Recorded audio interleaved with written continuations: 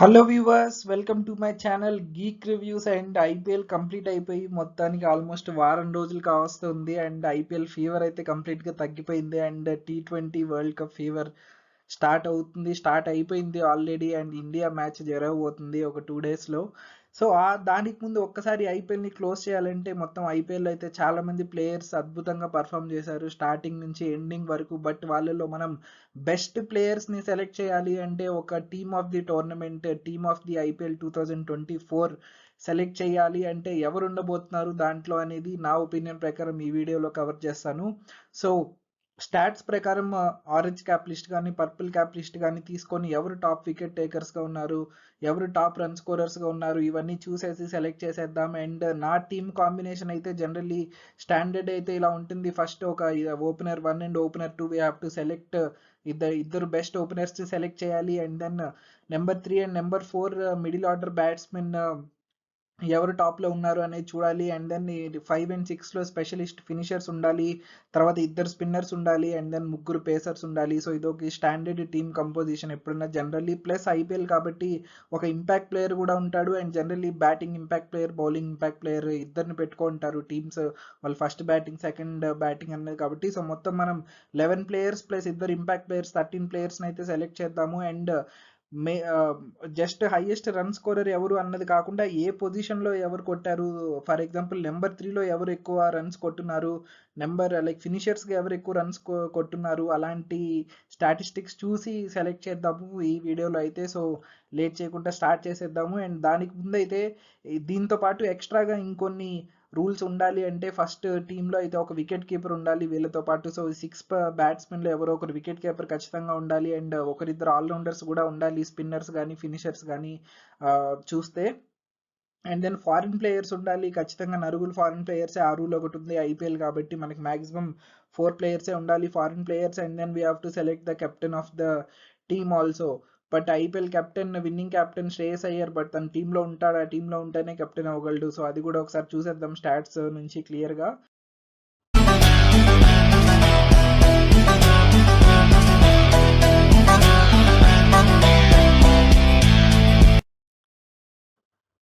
So first అయితే ఇది orange cap list. So ఇక్కడ నుంచి అయితే స్టార్ట్ చేసేద్దాం. సో అందులో ఆరెంజ్ క్యాప్ లో ఫస్ట్ నేమ్ అయితే విరాట్ కోహ్లీది. Virat Kohli scored 741 runs at 154 strike rate. So undoubtedly Virat Kohli opener పొజిషన్లో ఆడాడు కాబట్టి దీంట్లో ఏం వేరే డిస్కషనే లేదు. సో ఫస్ట్ ప్లేయర్గా అయితే విరాట్ కోహ్లీ ఓపెనర్గా టీంలోకి ఖచ్చితంగా సెలెక్ట్ అయిపోతాడు. అండ్ సెకండ్ ఓపెనర్ విషయానికి వచ్చేద్దాం. సో మనకున్నది సెకండ్ ఆప్షన్ అయితే రుతురాజ్ గైక్వాడ్. బట్ రుతురాజ్ గైక్వాడ్ డైరెక్ట్లీ టీంలోకి రాడు, ఎందుకంటే next best option number 3 Riyan Parag ఉన్నాడు. బట్ తనైతే నెంబర్ 4లో ఆడాడు. ఐ మీన్ లిస్ట్లో నెంబర్ 3లో ఉన్నాడు, బట్ టోర్నమెంట్లో వాళ్ళు నెంబర్ 4 బ్యాటింగ్ పొజిషన్లో ఆడాడు.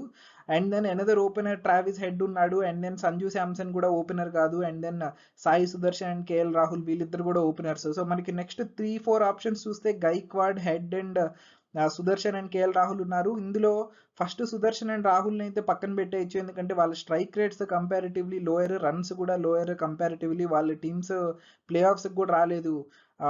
అలాంటి సిఎస్కే కూడా రాలేదు, బట్ ఎస్ఆర్హెచ్ కూడా ఫైనల్కి వచ్చింది. బట్ గైక్వాడ్ వచ్చి second highest run scorer and Travis Head is number 4. But వీళ్ళిద్దరిలో నన్ను అడిగితే particularly looking at the strike rate and almost average కూడా చూసుకుంటే చాలా ట్రావిస్ హెడ్ ఆ స్ట్రైక్ రేట్తో ఆ యావరేజ్ మెయింటైన్ చేయడం అనేది చాలా ఇంప్రెసివ్ అనిపించింది నాకైతే. సో కాబట్టి రుతురాజ్ గైక్వాడ్ని వెనక్కి నెట్టి ట్రావిస్ హెడ్ టీంలోకి వచ్చేస్తాడు నా టీంలోకి అయితే, ఎందుకంటే purely opener right and left hand combination ఉంటుంది. And then attacking batsmen 191 strike rate. మీరు చూసినట్టయితే ఈ టాప్ 15 బ్యాట్స్మెన్లో అభిషేక్ శర్మ తర్వాత అంత హైయెస్ట్ స్ట్రైక్ రేట్ ఉంది, ట్రావిస్ హెడ్కే సెకండ్ హైయెస్ట్. అండ్ వాళ్ళ టీం ఫైనల్ కూడా రీచ్ అయింది, అంటే తను కొట్టిన రన్స్ కూడా ఇంపాక్ట్ఫుల్ రన్స్ అవన్నీ అనేసి. సో కాబట్టి నేనైతే సెకండ్ ఓపెనర్గా ట్రావిస్ హెడ్ని సెలెక్ట్ చేస్తున్నాను. అండ్ రుతురాజ్ గైక్వాడ్ అయితే ఈ టీంలోకి రావట్లేదు నా టీంలోకి, ఎందుకంటే 2 ఓపెనర్ పొజిషన్స్ ఫిల్ అయిపోయాయి కాబట్టి. తర్వాత లిస్ట్లో ఉన్నాడు రియాన్ పరాగ్. రియాన్ పరాగ్కి ఇది ఒక బ్రేక్అవుట్ సీజన్ మనం చూసాం. మొత్తం ఆర్ఆర్ బ్యాటింగ్ లైనప్ని తనే క్యారీ చేశాడు ఎండ్ వరకు చూసుకుంటే. సో కాబట్టి అన్డౌటెడ్లీ రియాన్ పరాగ్ నెంబర్ 4లో ఆడాడు అండ్ ఈ లిస్ట్లో మనకి నెంబర్ 4లో ఆడిన ప్లేయర్స్ ఎవరు లేరు నెక్స్ట్ చూసుకుంటే. సో కాబట్టి రియాన్ పరాగ్ డైరెక్ట్లీ నెంబర్ 4లో టీంలోకి అయితే ఎంట్రీ ఇచ్చేస్తాడు చాలా ఈజీగా. అండ్ అలాగే సంజు శాంసన్ కూడా నెంబర్ 3 ఆడాడు ఈ టోర్నమెంట్లో. అండ్ దెన్ ఈ లిస్ట్లో చూసుకుంటే థర్డ్ పొజిషన్లో బ్యాటింగ్ ఆడిన వాళ్ళు ఎవరు లేరు. అండ్ సంజు శాంసన్ కూడా చాలా ఎఫెక్టివ్, ఆల్మోస్ట్ రియాన్ పరాగ్ తర్వాత వీళ్ళిద్దరే మొత్తం బ్యాటింగ్ భారాన్ని మోసారు ఆర్ఆర్కి. So 531 runs, 153 strike rate. So very very good statistics. Average of 48 అనేది బెస్ట్. 550లు కూడా కొట్టాడు. సో కాబట్టి వన్ ఆఫ్ ది కాదు the best season for Sanju Samson, the batsmen. So కాబట్టి సంజు శాంసన్ కూడా డైరెక్ట్లీ నెంబర్ 3లో ఎంట్రీ ఇచ్చేస్తాడు. సో మనకి టాప్ 4 అయితే ఫిక్స్ అయిపోయింది. అండ్ నెక్స్ట్ చూసుకుంటే ఆల్రెడీ సాయి సుదర్శన్ అండ్ కేఎల్ రాహుల్ని డిస్కస్ చేసాం, వాళ్ళు ఓపెనర్స్. బట్ వాళ్ళిద్దరూ విరాట్ కోహ్లీ అండ్ ట్రావిస్ హెడ్ని పక్కన నెట్టి టీంలోకి వచ్చే ఛాన్స్ అయితే లేదు. సో కాబట్టి వీళ్ళైతే మన టీంలోకి రారు. అండ్ మనకి వచ్చాడు నెక్స్ట్, మనకి ఇప్పుడు ఫినిషర్స్ రోల్ ఖాళీగా ఉన్నాయి బ్యాట్స్మెన్లో. సో ఇంకా 2 స్పాట్స్ ఫిల్ చేయాలి మిగతా బ్యాట్స్మెన్లో.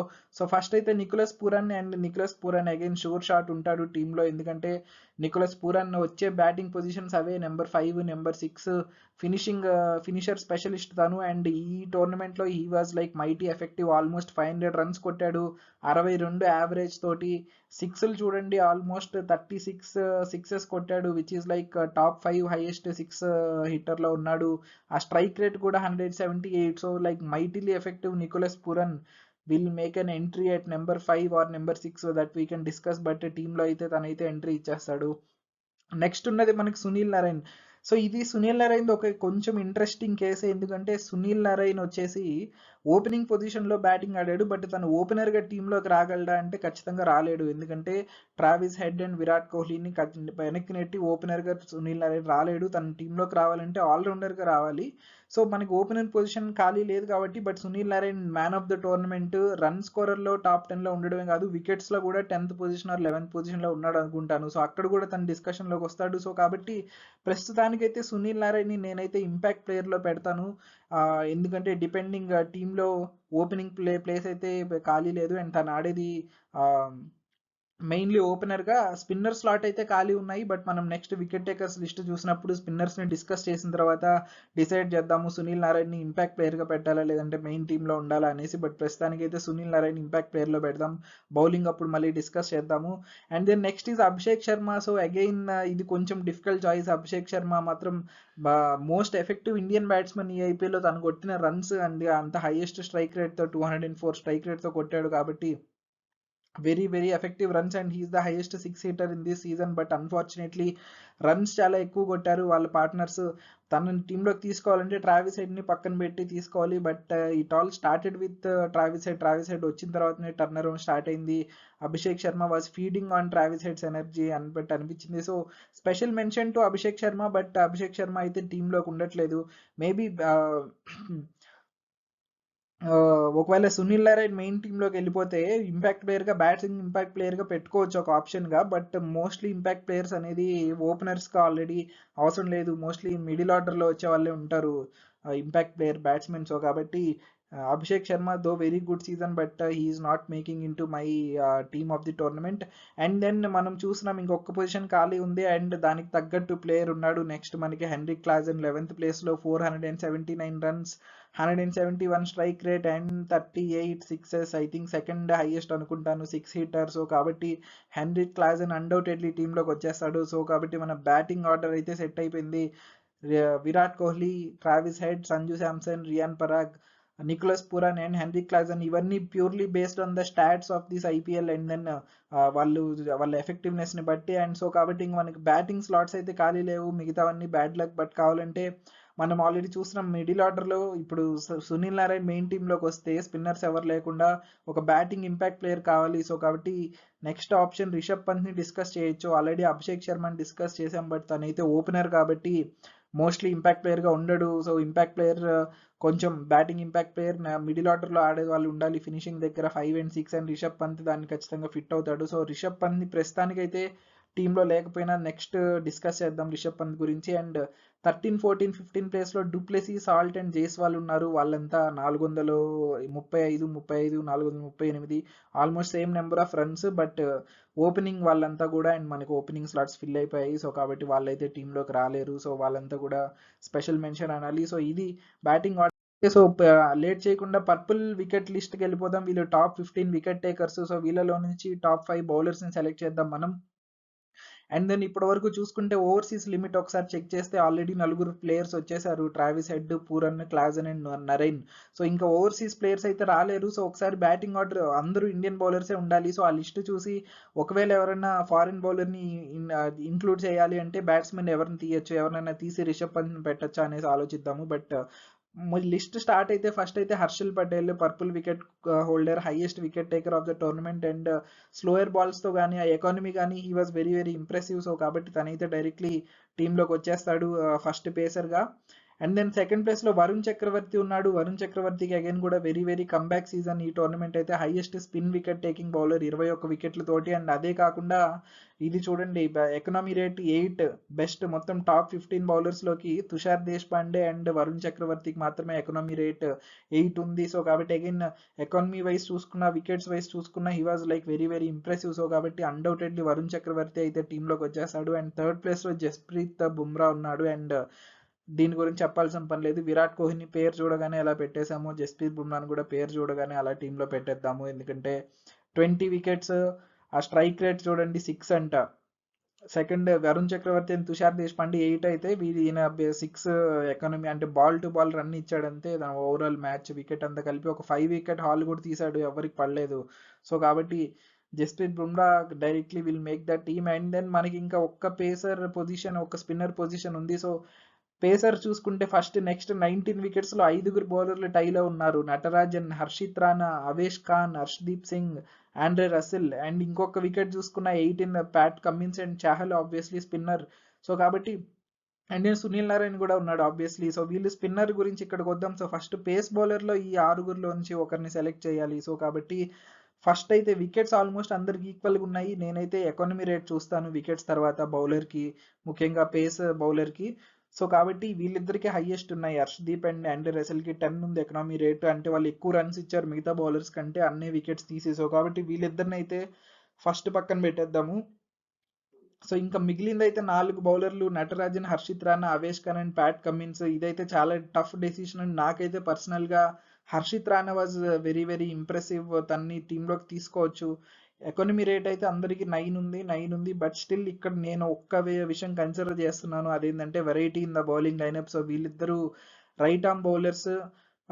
వీళ్ళందరిలోకి చూసుకుంటే ఓన్లీ నటరాజన్ మాత్రమే లెఫ్ట్ ఆర్మ్ బౌలర్. అండ్ తను 4th ప్లేస్లో ఉన్నాడంటే దానికి రీజన్ తన number of wickets plus average and economy కూడా, స్ట్రైక్ రేట్ యాక్చువల్లీ. సో కాబట్టి ఆ లెఫ్ట్ ఆర్మ్ వెరైటీ కోసం నేనైతే టీ నటరాజన్ని, ముఖ్యంగా డెత్ బౌలింగ్లో తను ఇచ్చే ఆప్షన్స్ వల్ల కూడా నేనైతే టీ నటరాజన్ అయితే టీంలోకి తీసుకున్నాను. But this was a very very hard decision. ఎందుకంటే హర్షిత్ రాణా, అవేష్ ఖాన్ డెత్ బౌలింగ్లో they were like very very good seasons. వాళ్ళు హర్షిత్ రాణా అయితే స్లో బాల్స్తో మొత్తం బ్యాట్స్మెన్ కంట్రోల్ చేస్తే, అవేష్ ఖాన్ అయితే వైడ్ యార్కర్స్తో ఒక